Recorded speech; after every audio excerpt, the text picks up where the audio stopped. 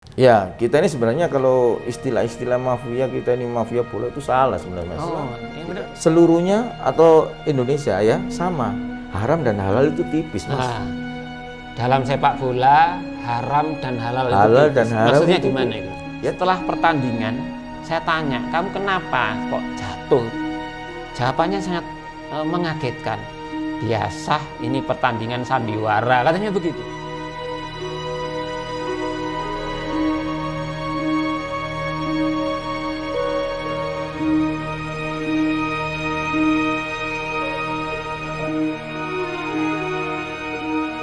Assalamualaikum warahmatullahi wabarakatuh, Sobat APM Insight. Pada episode kali ini, APM Insight akan membahas satu tema yang cukup menarik sekali karena hari-hari ini lagi diperbincangkan banyak orang kaitannya dengan sepak bola Indonesia. Kita ketahui baru saja PSSI memutuskan bahwa Liga 1 dan seluruh kompetisi tahun 2020 yang sempat dihentikan itu akhirnya diputuskan untuk tidak dilanjutkan. Ini menimbulkan satu pertanyaan besar, bahkan sebagian besar juga sangat kecewa dengan keputusan ini. Kenapa? Karena mereka pengen itu dilanjutkan. Tapi ya putusan sudah terlanjur diketok sehingga ini sudah tidak bisa diulangi lagi. Fokusnya PSSI adalah pada kompetisi 2021. Pada tema kali ini kita akan mengangkat bagaimana masa depan sepak bola Indonesia. Kita pernah mendengar bahwa pada era sebelumnya, kompetisi sebelumnya, prestasi sepak bola kita jauh dari ekspektasi karena banyak faktor. Salah satunya ada dugaan adanya permainan sepak bola di luar pertandingan di tengah lapangan, tapi ada pertandingan dalam tanda petik ya, pertandingan-pertandingan lain yang itu dilakukan oleh banyak pihak yang pengen ada satu bahasanya mungkin pengaturan skor macam-macam lah. Nah, apakah ke depan sepak bola kita masih menghadapi seperti itu? Kali ini saya menghadirkan satu tamu yang sangat istimewa dan ini sudah cukup dikenal namanya di jagat sepak bola nasional. Kali ini saya kenalkan Bapak Bambang Suryo. Assalamualaikum Pak Bambang Suryo. Waalaikumsalam warahmatullahi wabarakatuh. Jadi Pak Bambang Suryo ini sekilas perlu saya sampaikan bahwa beliau adalah salah satu mantan runner. Apa itu runner? Yakni sebutan bagi kalangan yang pernah mengatur skor, kira-kira begitu ya. Runner itu begitu, jadi pengatur skor. Bahasa kasar yang mungkin bisa banyak dipahami orang adalah mafia lah. Tapi sebenarnya itu ya bukan mafia sebenarnya. Tapi nanti dijelaskan oleh Pak Bambang Suryo. Baik, kali ini saya undang Bapak Bambang Suryo. Assalamualaikum Pak Bambang Suryo. Waalaikumsalam warahmatullahi wabarakatuh. Selamat siang, Mas Olip. Selamat siang. Pemirsa, saya perlu kenalkan dulu siapa Pak Bambang Suryo ini. Dulu pernah sangat dikenal sebagai seorang runner. Apa itu runner? Yakni salah satu orang di balik yang pernah mengatur skor. Dalam tanda petik ya, mengatur skor. Nah, pengalaman-pengalaman di dalam melakukan satu upaya agar pertandingan skor pertandingan sudah diatur sebelumnya, terus hasilnya berapa dan sebagainya nanti akan dipaparkan oleh Pak Bambang Suryo, orang mengenalnya dengan BS. Jadi beliau sudah tobat. Nanti kita tanyakan apakah tobat beneran atau tidak. Pak BS, saya dapat informasi Pak BS ini sudah dalam titik tobat dari dunia runner, dari pengaturan skor. Itu tobat nasuha atau tobat lombok kira-kira gitu. Ya. Terima kasih Mas Olip ya. Ya, saya insya Allah tobat nasuha. Amin, amin, amin. Karena guru saya yang almarhum sudah meninggal, Gus Wahid. Oh iya, iya. Yang terkenal dengan Gusnya Aremania. Dan juga dengan salah satu orang yang berpenting dengan saya adalah Big Boss Wibi Andreas, Big Boss Wibi Dwi Andreas, dan juga dengan Mas Denny Saminet Singa Jalanan. Nah, Singa Jalanan adalah kata-kata ya Mas ya. Sinau ngaji nang embongan. Ya itu. Jadi itu salah satu guru. Salah satu guru. 3 orang ini yang sangat berpengaruh dalam kehidupan saya setelah saya mendiami dalam suatu runner, terus saya harus berubah begini, dan beliau inilah yang itu guru spiritual. Spiritual adalah Gus Wahid, dan guru kehidupan sehari adalah Big Boss Wibi, dan juga dengan Mas Saminet ini, Sam Denny, dan mereka terlalu banyak untuk memberi masukan yang positif ya, baik, dan karena mereka juga pernah hidup di jalanan. Nah itu, terus istri dan anak saya juga terutama. Mas BS, bisa dikisahkan, ceritakan mengawali sebagai runner itu kok dalam tanda petik terjerumus itu dulu gimana kira-kira? Saya dulu sebelum jadi runner, saya pernah bermain di klub divisi utama, dulu ada divisi utama Persiraja Banda Aceh. Dari pemain bola ya? Iya, Persiraja Banda Aceh, Persijatim, tapi nggak begitu konten berapa tahun, di hanya 1 musim. Nah, terus Persijap Jepara, terus di mana Persikap Kabupaten Bandung. Nah, terus selebihnya ada di level divisi 1. Nah, di situ kenal dengan namanya seorang agen pemain. Agen pemain. Ya, tapi saya nggak mau inisial aja ya. JB, dan mereka akhirnya kenal. Saya sudah kenal dulu dengan beliau, Pak Andi Darussalam, itu udah lama. Saya pada waktu saya masih kecil, saya sudah kenal beliau. Jadi Pak Andi Darussalam ini adalah mantan Ketua Badan Liga Indonesia, istilahnya tokoh sepak bola nasional yang tadi disampaikan.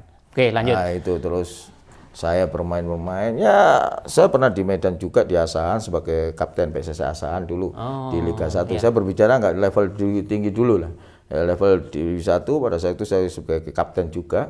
Di situ manajernya Perangin-Angin ya, Pak Jainal Perangin-Angin. Nah mereka optimis. Nah, akhirnya di situ saya kenal karena di Medan sama Singapura itu kan dekat. Asahan. Nah, karena di sini Tanjung Balai kan dekat apa semua. Waktu itu posisinya masih sebagai pemain. Ya, di situ saya kenalnya pada tahun 2003 atau 2005. 2004 2005 kenal. Pertama kali saya kenal dengan Das. Ya. Apa itu Das? Das itu nama orang India yang dari Malaysia. Das itu sebagai runner juga, orang juga yang di atasnya mereka, tapi saya nggak mau sebut orang-orang yang di atasnya mereka. Jadi dia bermainnya di Indonesia. Di Indonesia pada waktu itu saya kenal. Dia berbicara, ayo kita bikin. Oh ya, saya berbicara itu pada waktu Asahan juga gaji tidak mumpuni juga. Nah, saya juga bermain dengan berapa orang. Saya sudah mengaplikasikan kayak begitu gitu loh. Dan juga saya juga mantan pemain Persewangi juga, Banyuwangi kan gitu, Mas. Juga terakhir di Bangka Barat, PS Palembang gitu. Saya kadang-kadang pada waktu main lawan tim-tim ada Jawa Tengah. Pada waktu itu kan ada grup Barat, grup Timur kan kita itu ada. Nah, itu. Pola bermainnya runner itu ke klub itu seperti apa dulu? Kalau runner, ini yang saya milih runner di Indonesia atau runner yang dari luar negeri tadi? Dari runner luar negeri menghubungi salah satu orang yang bisa menghubungi di Indonesia, wilayah Indonesia ini tim-tim baik Liga 1, sekarang Liga 1, kalau dulu divisi utama, divisi 1, divisi 2 kan. Kalau sekarang ada Liga 1, ISL, dulu ada ISL, sekarang Liga 1, Liga 2, Liga 3. Liga 3 pun juga ramai untuk bisa bermain. Karena apa? Market di Indonesia ini lebih luas karena pangsa pasar di Indonesia ini di luar itu lebih disukai, apalagi di Asia. Masyarakatnya kultur sepak bolanya kuat. Klubnya juga sangat banyak kan. Sangat banyak. Sehingga pasarnya besar bagi mereka. Iya.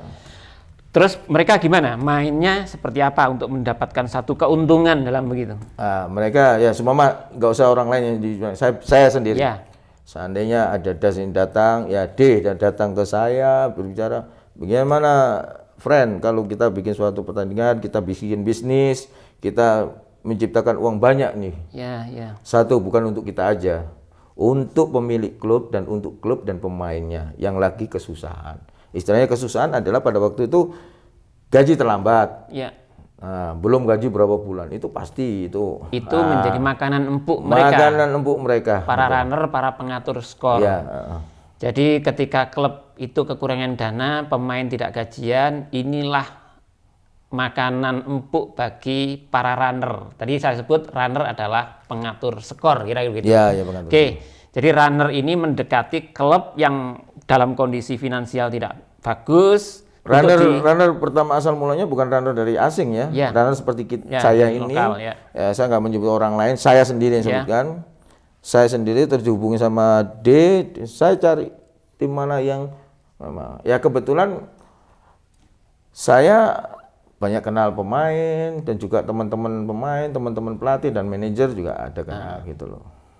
Jadi tim-tim yang secara finansial tidak bisa menggaji pemain itu didekati untuk bertanding dan ngalah, maksudnya begitu? Iya. Oke, setelah ngalah dapat duit atau dua-dua dulu setelah ngalah biasanya? Ya kita deal-dealan dulu mas. Deal-dealan ya? Iya, kita deal-dealan dulu, ketemu 3 hari sebelum pertandingan, by telepon dulu dia datang, 1 hari atau 2 hari sebelum pertandingan dia datang di suatu tempat, umpama di kota sini ya, di kota mana gitu ya. Nah, terus ketemu sama manajemen. Kalau manajemen mau, cukup bisa dengan manajemen. Itu manajer atau pemilik klub. Itu banyak terjadi dulu itu begitu. Nah, terus ketemu nego, akhirnya sudah dikondisikan harga sekian, 1 gol, kamu kalah di kandang, mama kalah di kandang, 1 gol dapat sekian. 2 gol dapat sekian, sudah ada 4 hitung-hitungannya gol begitu ya? dapat sekian, bagaimana? Tapi kalau kamu kemasukan lagi dapat sekian lagi gitu loh. Terus ada penalti ada sekian lagi, kartu kuning dan kartu merah juga ada nominalnya juga. Hitungannya tidak kamu kalah atau kamu menang. Enggak. Tapi gol ya? Iya. Kalau misalnya itu gol, berapa gol tapi klub yang diinginkan ngalah tapi ternyata menang, ada hitungan sendiri nggak? Uang kembali atau bagaimana? Kalau kemarin zaman dulu itu ada DP ya, down payment ya. Nah, tapi kalau itu pasti harus kembali uangnya. Harus dikembalikan ya. Tapi kadang-kadang namanya orang-orang kita nggak usah dikembalikan. Tapi kadang-kadang tidak sesuai dengan perjanjian mereka akan tapi kebanyakan insya Allah semua kemarin itu berjalan dengan lancar. Karena apa? Mereka kerjanya bukan untuk saat sekarang, istilahnya bukan untuk saat itu aja, untuk saat jenjang yang ke tahun-tahun berikutnya.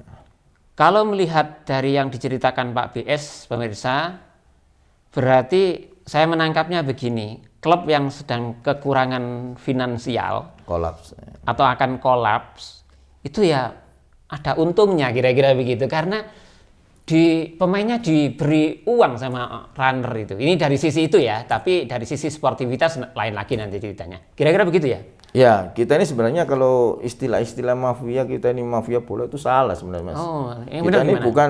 Kita ini bukan mafia. Kalau mafia untuk memperkaya diri sendiri loh ya.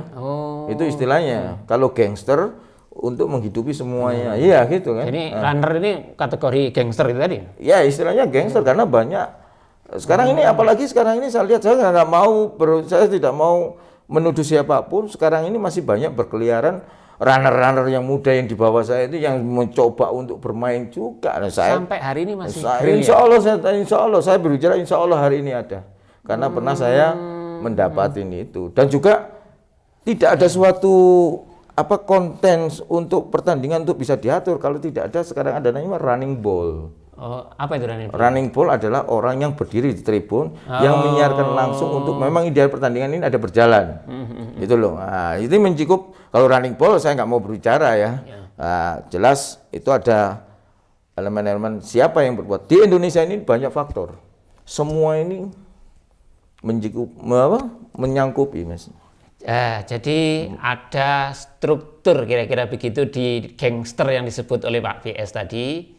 Jadi ada runner, ada running ball, ada lagi istilah sub runner. Sub runner. Bedanya sub runner sama running ball apa? running ball adalah penyiaran suatu pertandingan. Umpama di stadion ya, umpama di stadion kayak di stadion mana gitu ya, stadion A. Ada pertandingan. Nah, di salah satu sudut stadion sudah ada yang untuk kayak reporter lah.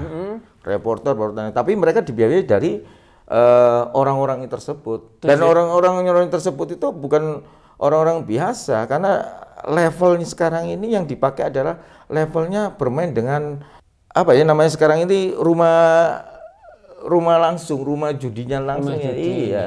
Gitu loh. Oke. Kembali ke running ball. Itu tadi kerjanya adalah dia memberikan kode aba-aba atau begitu atau seperti apa? Dia ngasih komunikasinya dengan siapa dia? Tidak. Running ball adalah struktur sendiri dari apa? Rumah judi tadi ya. Istilah bukan rumah judi atau dia ada suruhan siapa dari bos yang di atas tadi, bos yang di atas tadi laporan ke rumah judi bahwa ini ada pertandingan yang harus diliput. Jadi masuk market. Market perjudian di sekarang kayak di Spobet, terus kayak di berapa itu bla bla bla bla bla apa semua kan ada kan di kontennya ada di situ. Kalau di YouTube di Google ada flash score, terus apa semua itu ada kan. Itu tidak merupakan bagian dari geng itu tadi. Sebagai mereka juga bisa jadi runner. Oh gitu. Dan ini orang-orang yang intelektualnya lebih tinggi juga, yang running ball ini juga, dan mereka juga akan jadi runner. Dan sub runner ini adalah seperti saya ini runner, terus saya ada orang yang saya turunkan jadi di dalam stadion tadi untuk ngatur bagaimana caranya nanti kemasukan menit sekian, ada tandanya dia duduk atau berdiri atau ada itu. Dia ngasih tanda ke siapa? Ya salah satunya entah itu manajer atau wasit atau siapa yang kita berikan. Tapi saya rasa kebanyakan yang kita konten adalah dari klub ya. Itu dulu itu begitu. Kalau sekarang saya masih begitu meraba-raba gitu loh. Kalau tadi disebut bahwa kadang runner itu bermain dengan manajemen, manajer. Kalau manajer nggak mau bisa langsung ke pelatih. Pelatih nggak mau pemain itu semua atau ada kunci-kunci pemain yang dipegang? Ada kunci-kunci pemain, ya? Semua ada kunci-kunci pemain. Jadi ini untuk flashback saja, kadang ada satu pertandingan yang golnya itu agak aneh, pemirsa. Kadang itu ada terjadi. Bahkan media pun heran, kok bisa gol, kok bisa tidak gol, harusnya gol dan sebagainya. Itu memang ada tangan-tangan setan dalam petik kira-kira begitu. Nah ini yang disampaikan itu tadi, para runner. Nah, inilah ajaibnya sepak bola kita dulu. Ya saya bilang itu dulu. Sekarang gini Pak BS, ini untuk ke depan. Kira-kira menurut Pak BS, apakah itu masih akan terus seperti yang terjadi atau ada upaya untuk mengurangi lah upaya-upaya permainan kayak begini? Tapi kalau saya rasa Mas ya, kalau untuk memberantas, insya Allah belum bisa. Sulit ya? Kenapa agak sulit, karena di luar negeri pun juga sama lah. Kita berbicara di luar negeri juga sama, kayak ada Paywin, apa semua itu kan semua adalah rumah judi juga mereka yang jadi saya rasa ini, jadi sepak bola ini sudah mengakar lah. Tapi ya inilah sepak bola. Tapi pada waktu saat saya masih bergelut dulu itu Indonesia ini disalahgunakan karena untuk mencari keuntungan sebanyak-banyaknya. Untungan itu buat apa? Buat menghidupi pemain dan pelatih dan menghidupi klub loh ya. Itulah ya itu. Tapi sekarang kita berbicara sepak bola seluruhnya atau Indonesia ya sama. Haram dan halal itu tipis Mas. Dalam sepak bola haram dan halal dan haram maksudnya gimana itu? Kalau masalah dalam kontennya sepak bola di dunia pun di Indonesia itu tipis, soal halal dan haramnya itu tipis Mas. Itu loh. Iya, sekarang saya mau tanya. Gimana maksudnya? Iya, kayak gol siluman, gol apa. Ini bisa disebut ini memang kejadian, kesalahan atau tragedi yang kecelakaan. Tapi itu bisa dibuat atau tidak dibuat, kan tipis halal dan haram. Pandangan kasat matanya orang-orang supporter awam yang tidak tahu menahu. Yang penting sepak bola Indonesia harus timnya harus menang apa semua itu ya. Itu kan cuma kita tidak tahu kasat matanya mereka. Sedangkan soal Barcelona aja bisa kalah di kandangnya bisa 4-0 kok. Iya kan? Jadi ini penting pemirsa, kalau Anda sedang menyaksikan satu pertandingan yang cukup aneh, itu memang ada sesuatu kadang. Ini pengalaman saya, itu pernah melihat satu pertandingan, tiba-tiba kiper salah satu tim itu jatuh. Dan padahal tidak ada apa-apa jatuh itu. Ini membuat supporter marah dan akhirnya bikin kisruh pertandingan itu gara-gara kipernya tiba-tiba jatuh. Merasa bahwa dia sedang dipukul atau apa. Setelah pertandingan saya tanya, kamu kenapa kok jatuh? Jawabannya sangat mengagetkan. Biasa ini pertandingan sandiwara, katanya begitu. Itu memang pernah terjadi begitu ya? Pemain kok bisa bilang begitu? Ya, Mas Tholib kan sebagai seorang jurnalis ya, tahu sudah berbicara langsung dengan pemain. Sekarang kalau berbicara bahwa sepak bola Indonesia itu ada dan tidak ada itu ada beda tipis juga. Yang tadi saya sebutkan adalah halal dan haram. Itu tipis itu nih. Sekarang pelakunya sendiri sudah bicara sama jenengan. Sekarang apalagi yang ditutupi. Sekarang bagaimana federasi kita untuk meminimalis hal-hal yang begini. Itu. Ya. Jadi ini bisa jadi masukan untuk pengelola PSSI siapapun itu nanti bahwa masih ada. Jadi permainan para runner itu masih ada sampai saat ini. Tinggal bagaimana mengatasinya. Ini yang harus berperan dalam mengurangi itu tadi siapa kira-kira? Sebenarnya yang bisa mengurangi adalah akhlak. Wah ini agak dalam ini. Akhlak ini. Dan nurani kita. Akhlak siapa itu kira-kira? Ya akhlak pemain setiap pelaku sepak bola di Indonesia. Mulai manajer, pelatih, federasi kita. Jadi jangan berbicara hanya dengan pelatih dan manajer dan pemain ya. Federasi kita juga harus berakhlak yang termasuk wasit dan termasuk wasit, ya. termasuk semua stakeholder sepak bola Indonesia ini. Berakhlaknya kita ini. Makanya ketika saya berbicara, kalau sepak bola Indonesia sudah salah kaprah begini, jadi sekarang ini yang harus federasi harus memperbaiki bagaimana meminimalis pertandingan begitu. Tapi saya rasa sekarang ini runnernya ini runner besar semua yang akan bermain di sini. Malah saya lihat, iya. Dan ini soal yang punya orang nomor 2-nya di betting house ya, yang pernah telepon sama saya. Sekarang ini banyak ya oknum-oknum petinggi klub yang langsung bisa saya hubungi, saya bermain. Nah, inilah. Oke. Jadi saya tidak berbicara siapa itu petinggi klub, tapi orang yang ini yang menghubungi saya. Saya tidak mencari info atau bagaimana, saya tidak. Nah, makanya itu saya sekarang kalau Mas Tholib tadi berbicara bagaimana, ya itu akhlak. Tapi kita tidak bisa struktur Indonesia ini kan pulaunya dari ujung ke ujung kan, Mas. Nah, itu menurut biaya banyak. Nah, sekarang ini klub ini ada biaya apa enggak? Dan sekarang saya mau tanya sama federasi sekarang yang ada di Indonesia dan klub-klub yang ada di Indonesia sekarang ya, saya berbicara sekarang, di belakang mereka itu ada siapa? Gitu loh. Klub ini siapa? Oh, ini klub ini. Oh, si fulan ini yang membentengi. Oh, klub ini si fulan ini masih ada. Artinya masih ada potensi untuk ada. Saya berbicara ini ada. Pengaturan skor gitu ya. Ya, kalau pengaturan skor saya nggak berbicara untuk potensi untuk ada pengaturan skor. Tapi saya berbicara supaya akhlak kita lebih bagus. Kalau sekarang pun ada, saya tidak tahu. Kalaupun sekarang tidak ada, saya tidak tahu.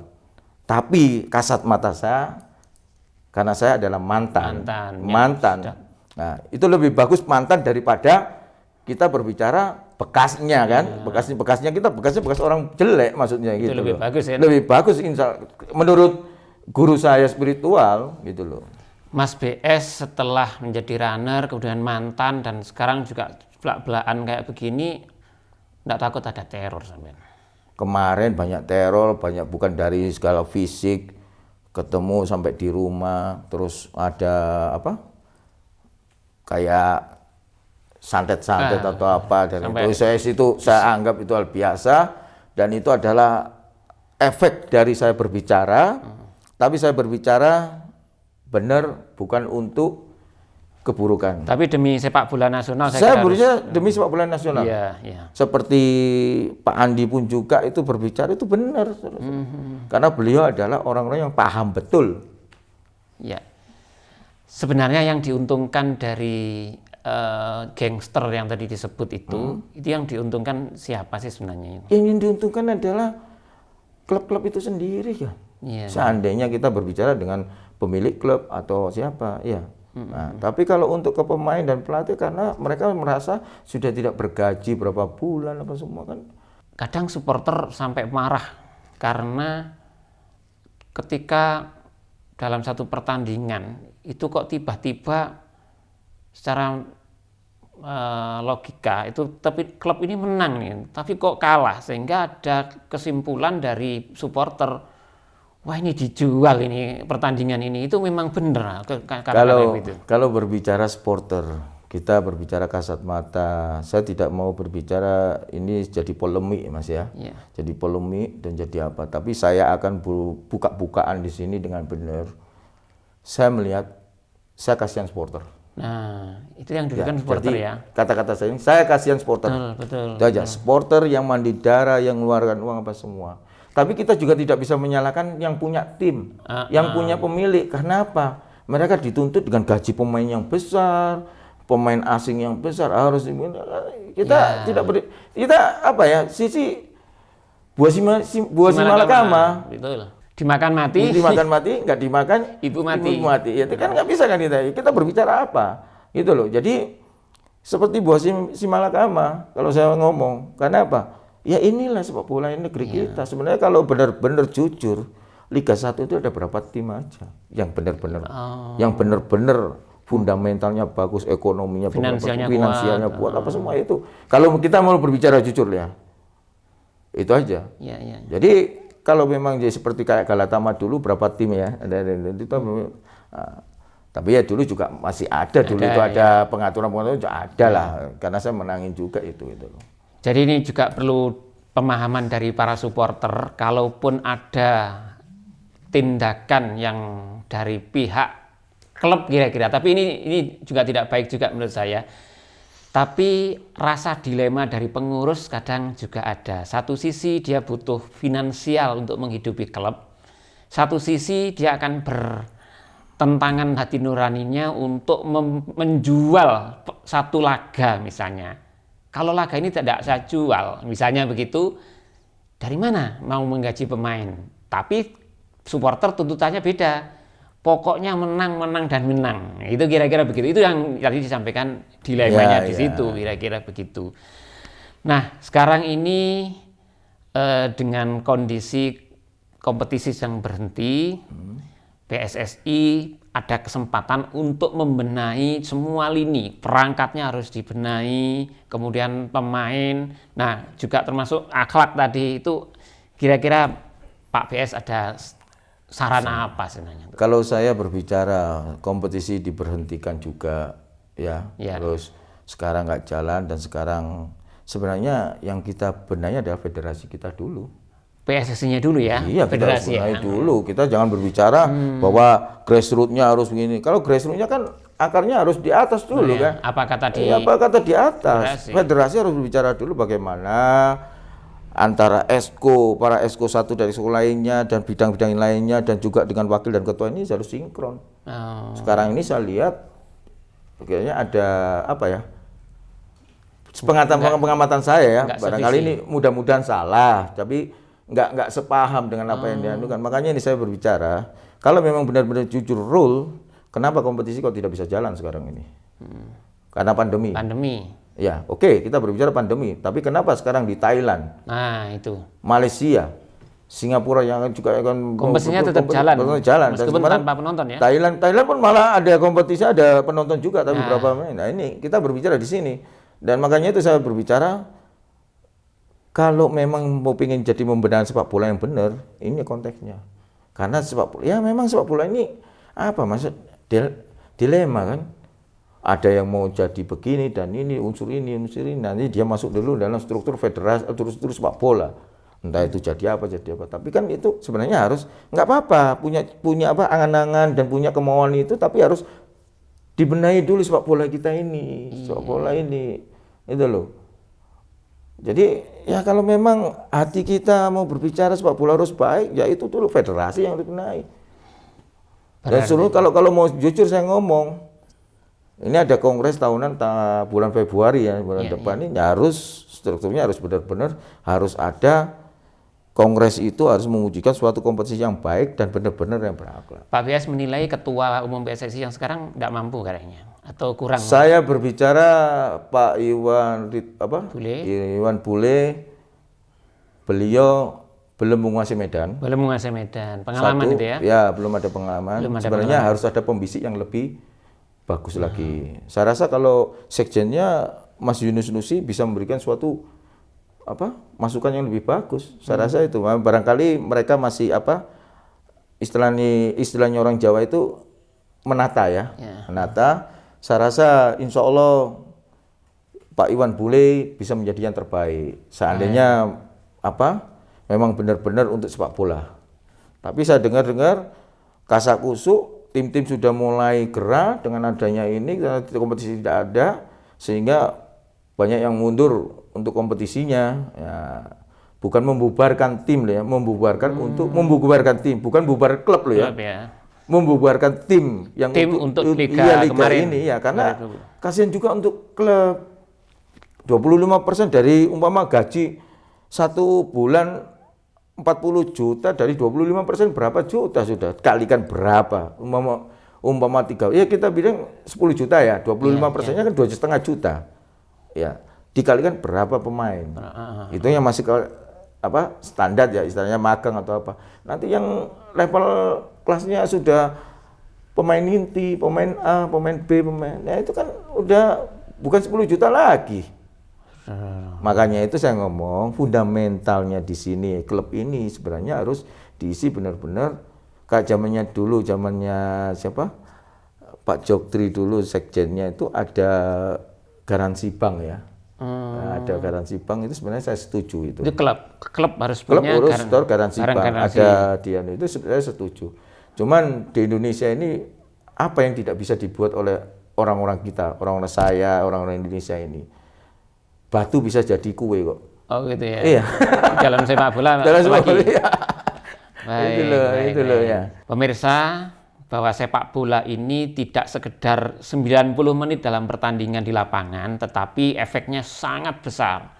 Di situ ada pemain, di situ ada pelatih, ada manajemen, ada industri, ada pedagang yang sangat bergantung pada sepak bola. Maka ketika kompetisi ini tidak jalan, semua menjadi tidak jalan ini. Maka sarannya Mak PS tadi bahwa harusnya kompetisi ini dijalankan seperti di negara-negara lain. Eropa sudah cukup lama juga jalan.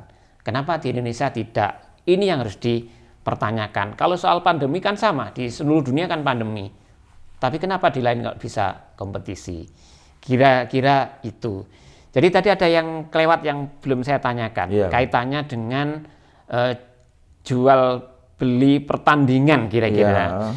Itu sampai berapa kira-kira? Kalau zamannya dulu saya itu sampai sekitar 400-600. Yang paling tinggi dulu itu 800. Satu pertandingan? Iya, waktu itu ISL ya. Jadi runner itu membeli? Menjual. Kita istilahnya runner biasanya menjual harga sekian. Yang diminta oleh manajemen ya. Padahal kalau sama manajemen harganya mesti bukan harga-harga sepele, harga besar. Juta loh ini, 600. Manajemen yang ingin menang? Enggak, ke runner yang mau orang dari luar itu tadi yang bawa bosnya mereka, dia bilang ada bosnya mereka mau membeli suatu pertandingan ini, kamu mau kalah, kamu saya kasih uang sekian. Tapi ada di situ ada pertemuan, terus kita berbicara, nego berapa, akhirnya terciptalah suatu yang fantastis. Dulu itu fantastis benar. Untungnya runner dari mana? Untungnya runner adalah bisa kita dikasih dari pemilik klub yang sudah deal ya. Yang ingin menang tadi. Kalah. Loh kan yang ingin kalah kan runner ngasih duit. Runner dari sana kan ngasih duit. Ya, itu kan dapat kan. Kita juga dapat. Nah, terus kita juga dapat dari runner yang dari asing tadi, runner asing ke kita juga. Jadi kita dapat 2. Klub yang dimenangkan itu kan otomatis bayar juga kan? Enggak. Kalau zaman dulu tidak. Oh, jadi untungnya runner asing itu dari judi itu. Perjudian ya. Rumah betting house itu betting house yang tidak disebut. Betting house itu menyediakan. Kalau dulu itu bukan betting house ya. Ya. Mereka masih karena bosnya runner yang ada datang di Indonesia ini, mereka berjudi ke betting house itu. Dan sekarang ini mereka itu yang sekarang sudah top levelnya udah di atas, mereka mendirikan sebagai yang punya betting house sendiri. Contohnya di Kamboja, di Thailand ada betting house sendiri. Kalau saya mau berbicara sama lebih banyak, saya tahu siapa yang pernah datang di situ, saya tahu gitu loh. Di Indonesia pun siapa pemilik klub dan siapa tahu semua. Ya. Ketika rame kaitannya dengan runner di Indonesia, itu sempat kepolisian membuat satu satgas kalau tidak salah, itu dan berhasil menurut saya karena ada beberapa yang sempat ditangkap. Betul itu ya? Kalau menurut saya, ya, yang ditangkap seperti Mas Dwi untuk urusannya dengan Banjarnegara ya, dengan Singgah Lasmi, karena saya berbicara ini, saya bukan benci sama mereka. Mas Dwi adalah korban dari mereka-mereka yang Mbak Putih ini ya, korban dari mereka-mereka. Karena Mas Dwi adalah kaki tangan atau kepanjangan tangan yang memfasilitasi mereka yang ingin timnya lolos. Nah, kayak semua mas saya ya, mau ngomong, tolong Mas Dwi, Mbak Putih, saya ingin menang, saya ingin lolos ini. Kan berarti kan saya yang lebih buruk lagi akhlaknya. Tapi begitu juga Mas Dwi kan sebenarnya salah, kenapa dia memfasilitasi ini ya. Nah, tapi karena inilah di dalam ranah kita sepak bola Indonesia ini banyak yang begitu. Nah, sebenarnya kalau untuk urusan Mas Dwi pun ini, saya rasa si oknum-oknum yang kemarin berbicara Mas Dwi begini dan ini itu harus juga mengaca diri lah. Sekarang mereka duduk di dewan ya. Wah, ini tanda petik juga saya berbicara. Mendingan seperti saya ini, kalau orang-orang berbicara saya ini mafia, saya bukan mafia. Mafia sepak bola bukan. Saya bilang gitu. Ya. Orang-orang di Indonesia yang berbicara mafia dengan saya itu berarti orang tidak tahu struktur sepak bola yang bagaimana di Indonesia ini. Kalau kita berbicara bukan semua, ayo kita berbicara. Tapi konteksnya akan besar, Mas. Iya. Kita waktu itu berharap bahwa dengan penangkapan ini menjadi titik awal sepak bola akan menjadi lebih baik. Tetapi nampaknya itu masih belum terwujud. Apa benar begitu, Pak Bes? Atau masih tantangannya masih banyak? Saya rasa ini dunia, Mas. Dunia adalah panggung sandiwara semua. Dunia panggung sandiwara. Termasuk di sepak bola sandiwara. Sandiwara banyak lah kita. Kita berbicara bahwa konteksnya bahwa Mas D ini dibilang salah ya salah, dibilang benar ya benar. Cuman disinilah sekarang siapa yang tampil, apa yang punya kehendak atau yang punya maksud atau yang punya cita-cita sekarang, yang memberi Mas Dwi dana atau sekarang posisinya ada di mana? Gitu loh. Apakah mereka itu hanya yang tampil? Juga di salah satu TV situ kemarin itu yang sama saya pun, apakah mereka hanya ingin tampil mereka? Karena apa? Mereka punya momen supaya bisa mendongkrak rating mereka, rating. Ada misi lah ya. Ada misi. Kalau saya jujur saya bukan di situ karena ada naruh hati nurani saya. Dan itu sudah saya berbicara dengan orang tua saya seperti Pak Ade, saya sudah bicara gimana Pak, ya udah kita harus kita sudah lama mempengen sepak bola ini bersih dan bagus gitu. Gara-gara julukan runner dari Pak BS, dia sempat sanksi seumur hidup PSSI untuk tidak boleh berkecimpung di sepak bola. Itu ngefek nggak ke Pak PS? Nggak ada efeknya. Sama dengan saya lebih takut dikonsumsi hidup sama Allah Subhanahu Wa Taala.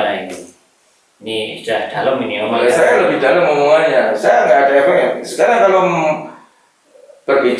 kalau federasi berbicara saya bongkar ini, saya ngomong ini, kenapa mereka kok langsung menghukum seumur hidup sama saya? Dan pada waktu itu setelah itu pemilihan lagi, kenapa kok federasi tidak memutihkan saya? Saya terima kasih sama Pak Edi Ramayadi kemarin sudah memutihkan saya. Terus sudah dibuktikan sama Pak Edi sudah dibuktikan. Kemarin sekarang malah kembali lagi dimatikan lagi, seumur hidup lagi. Berarti saya itu mati 2 kali. Seumur hidup 2 kali udah dibuktikan sama Pak Edi Ramayadi. Sekarang dihukum lagi gitu loh. Ya, nah ini jadi putusan ini. Putusan linear saya ngomong ini. Seumur hidup. Iya. Kemudian dicabut itu dibuktikan. Ya. Ketua Umum PSSI Pak Edi Ramayadi, saya terima kasih karena saya menghadap juga langsung ke beliau karena saya kemarin membawa Persema Indonesia. Oh iya. Waktu itu ada 7 tim. Akhirnya Persebaya yang lolos ke Liga 2. Yang kita bermain di Liga 3. Sahabat APM Insight, jadi ngomong sepak bola ini sangat kompleks urusannya. Banyak sekali yang terlibat di dalamnya, mulai usia dini sampai tingkat level timnas. Ini sangat bergantung pada bagaimana federasi mengaturnya. Ketika kompetisi berhenti, maka terdampak sangat panjang sekali. Maka itu bagaimana agar PSSI ke depan ini memikirkan sesegera mungkin kompetisi ini digelar, sesegera mungkin pembinaan yang terhadap seluruh perangkat di pertandingan juga dilakukan. Tadi sebut oleh Pak PS bahwa persoalan akhlak ini adalah nomor 1 yang harus dibenahi sebenarnya.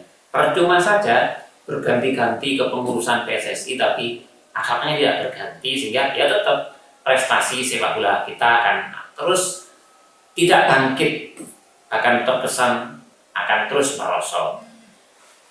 Pak BS salah satu pengelola sepak bola usia dini, kira-kira bentuk akademi, juga pengurus pemilik Metro FC Kabupaten Malang. Nah, kembali ke soal pembinaan, kita ngomong pembinaan. Ya. Kalau bagaimana pembinaan usia dini kalau Pak BS melihat sekarang seperti apa? Pembinaan mulai usia 10, 12 dan seterusnya. Pembinaan di Indonesia sekarang ini agak berhenti. Ikut berhenti. Ikut berhenti jelas. Tapi seperti kita yang total football ya, ngurusin bola apa semua, bukan menunjukkan saya, juga ada teman-teman yang ingin menggerakkan suatu fun game. Usia 10 tahun, 12 tahun. Ini gelarannya sangat bagus untuk apa? Proyeknya untuk pemain usia dini yang ingin tampil, mengasah apa? Kemampuannya mereka. Nah, ini sebenarnya harus dipikirkan federasi. Federasi apalagi atas yang harus memikirkan ini juga. Makanya saya berbicara bagaimana federasi kita ini lebih bagus lagi.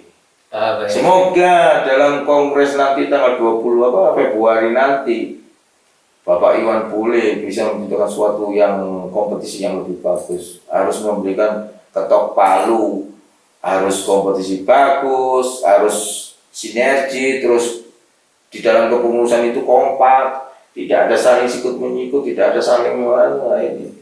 Ya, sebagai orang yang cukup berpengalaman di sepak bola, Pak BS beranikah menyampaikan bahwa Ketua Umum PSSI berikutnya itu yang pantas, yang layak, itu siapa kira-kira? Kalau menurut saya untuk Ketua PSSI seandainya di luar Pak Iwan Bule adalah 1 Joko Driono.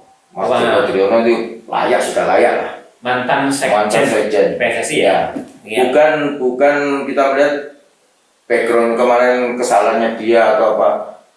Itu bukan salah dia. Saya ngomong ini Pak Joko Driono orang yang paling kompeten. Oke. Ya, Mas Joko ini kompeten. Kedua Pak Nyala.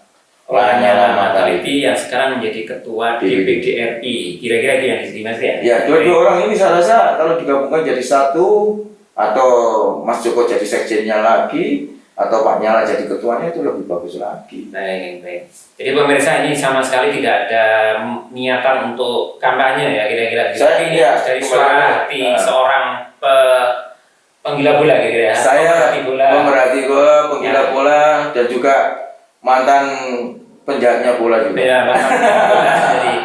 jadi sekali lagi saya tekankan sama sekali tidak ada promosi calon ketua PSSI tidak ada. Saya yakin begitu. Jadi ini mohon maaf, ini hanya suara hati seorang yang sangat ingin sepak bola kita maju. Baik pemirsa APM Insight yang saya hormati, hari ini sangat bermutu apa yang kami bahas, karena kebetulan sepak bola kita lagi sedang dirundung duka karena semua kompetisi dihentikan.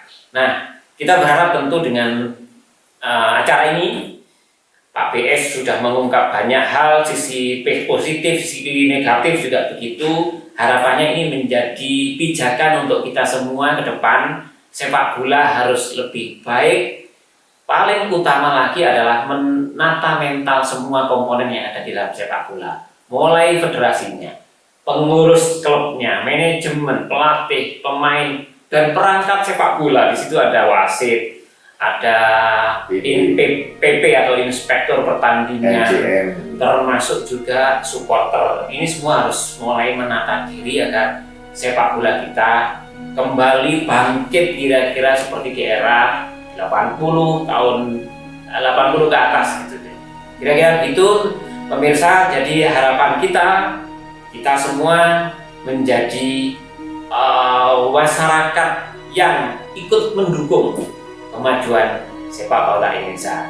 Kira itu, terima kasih Pak BS telah hadir di APM Insight. Ini akan menjadi inspirasi untuk kita semua. Dari saya kiri, assalamualaikum warahmatullahi wabarakatuh. Waalaikumsalam.